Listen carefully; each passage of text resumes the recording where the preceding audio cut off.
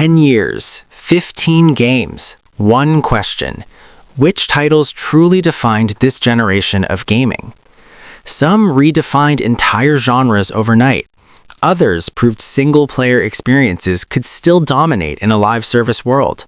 One became so massive it's still printing money a decade later. Number one didn't just win awards, it forced every developer to rethink what open-world games could be. It's the reason half this list exists. These are the 15 greatest games of the last decade. Grand Theft Auto V came out in 2013, but it's dominated the last decade like no other game. Rockstar created Los Santos, a city so detailed and alive that you can lose yourself just driving around. 3 protagonists, Michael, Trevor, and Franklin, each with their own stories that weave together. The heist missions are brilliant. Planning the job, picking your crew, executing it, these moments are when GTA 5 hits its peak. Trevor's insanity, Michael's midlife crisis, Franklin trying to escape the streets, the writing is sharp and the performances are incredible. But GTA Online is why this game never died. It keeps evolving with new content, new modes, new ways to play. Love it or hate it, GTA 5 sold over 190 million copies and influenced a generation of open-world games. We're still waiting on GTA 6, which tells you how well Rockstar nailed this one. Persona 5 Royal is style incarnate. Released in 2020 as the definitive version, this JRPG oozes personality from every menu, every animation, every battle screen. You're a high school student by day, phantom thief by night, stealing the corrupted hearts of evil adults. The calendar system makes every day matter. Go to school, hang out with friends, build relationships, then dive into twisted mental palaces to fight shadows. The social sim aspect is just as important as the dungeon crawling. Your bonds with confidants give you power in battle. Combat is turn-based perfection. Exploit weaknesses, trigger all-out attacks, negotiate with demons. The Phantom Thieves are some of the best characters in gaming. Ryuji, Anne, Morgana, Makoto, each has depth and growth.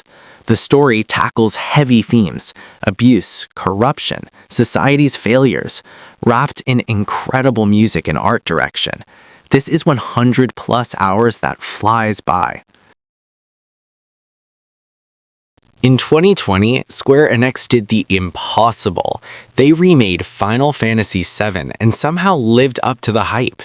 This isn't just a graphics upgrade, it's a complete reimagining of Midgar, expanding what was 5 hours into a 40-hour epic. The combat system blends real-time action with tactical ATB commands. You're actively fighting, but also planning your next move. Switching between Cloud, Barret, Tifa, and Aerith keeps battles dynamic. Each character plays completely differently. Staggering enemies feels satisfying as hell. Midgar feels real now. The slums, the Plate, Sector 7, these places have weight and history. Side quests flesh out the world. NPCs have stories. The Whispers add a meta layer that's divisive but ambitious. Cloud's relationship with the party develops naturally. When the Plate falls, it hits harder because you've lived in these streets. This is only part 1 of the story, and it's already a masterpiece. Insomniac nailed it in 2018. This is the Spider-Man game we always wanted. Swinging through Manhattan is pure joy. The momentum, the fluidity, the way you can chain moves together. You feel like Spider-Man within minutes. The story treats Peter Parker and Spider-Man with equal importance. 8 years into his career, relationships are complicated. Mary Jane is an investigative journalist. Aunt May works at a shelter. Otto Octavius is his mentor. When things fall apart, they fall hard. The final act is emotional in ways superhero games rarely achieve. Combat borrows from Arkham, but adds verticality and gadgets. Web up enemies, bounce between them, use the environment. Boss fights against the Sinister Six are spectacular.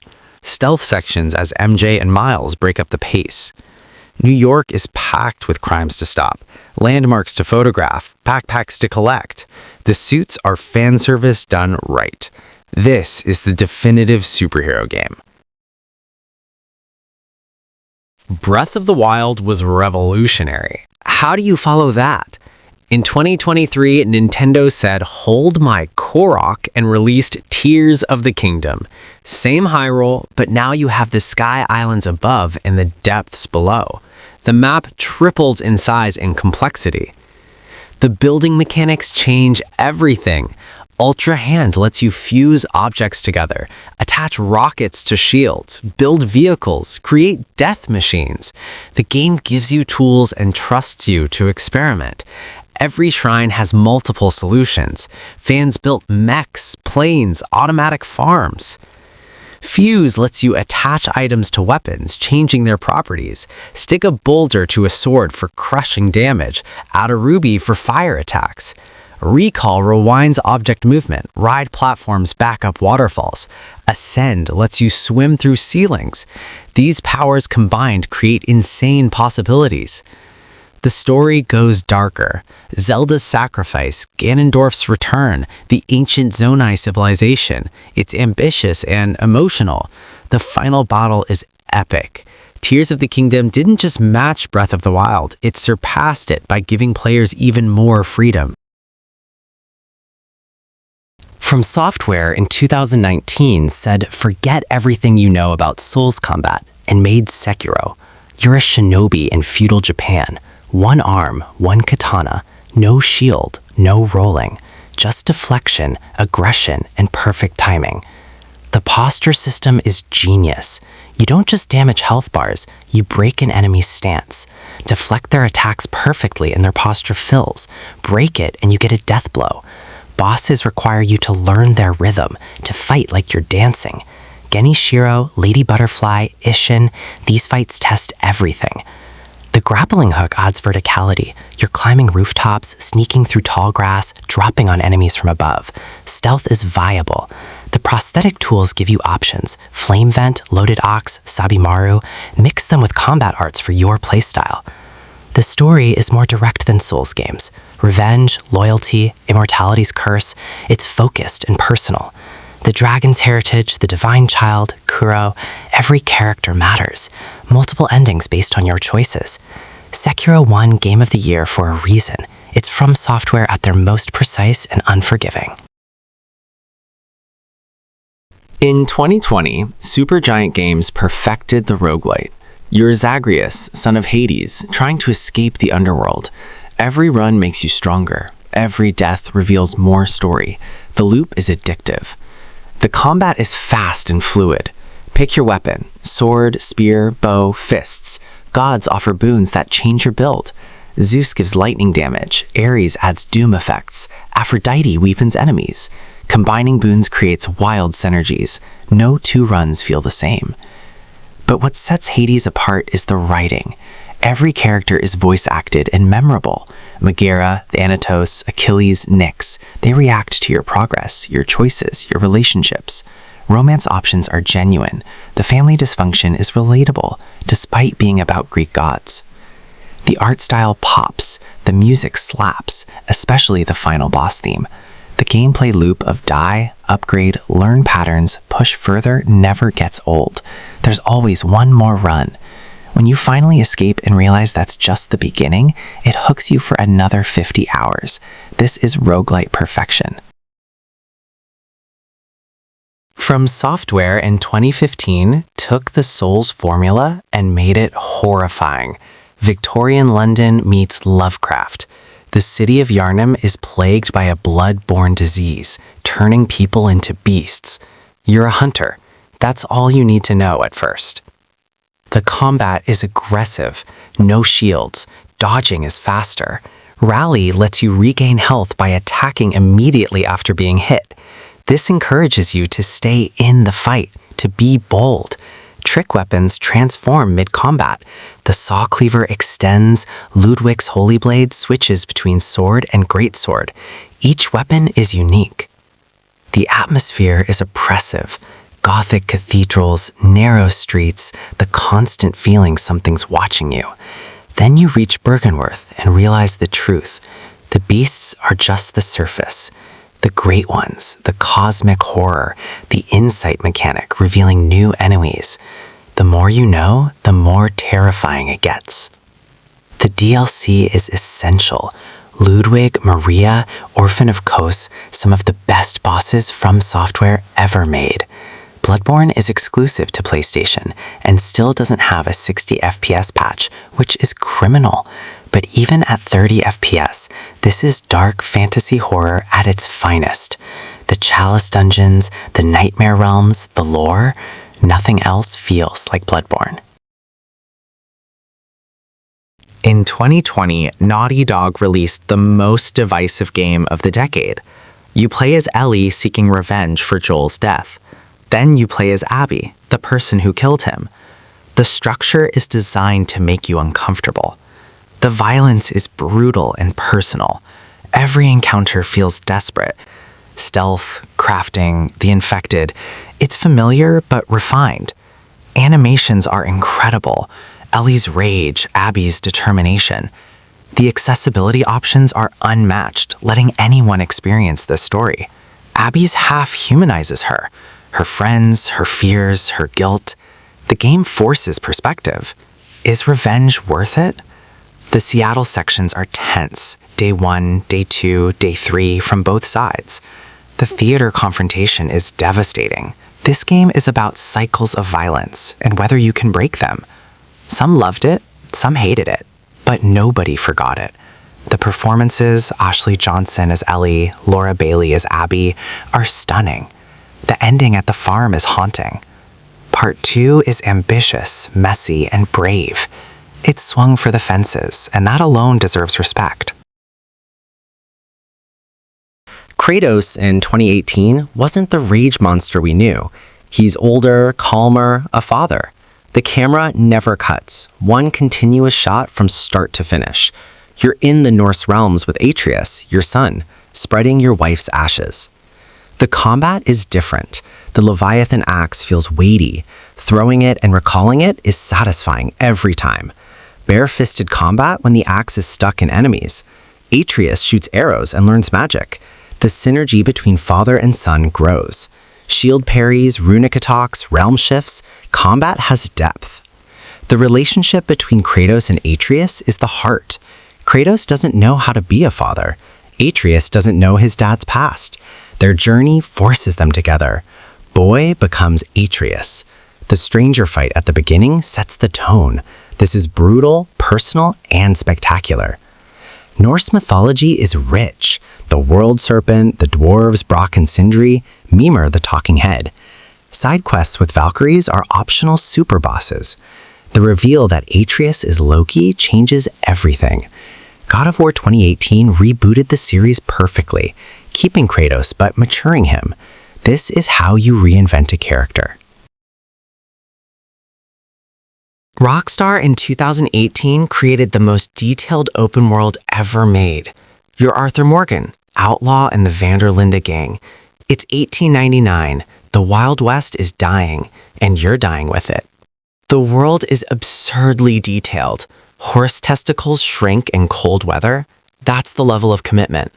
NPCs have routines. Towns evolve. Your horse bonds with you. You name it. You care for it. When it dies, it hurts.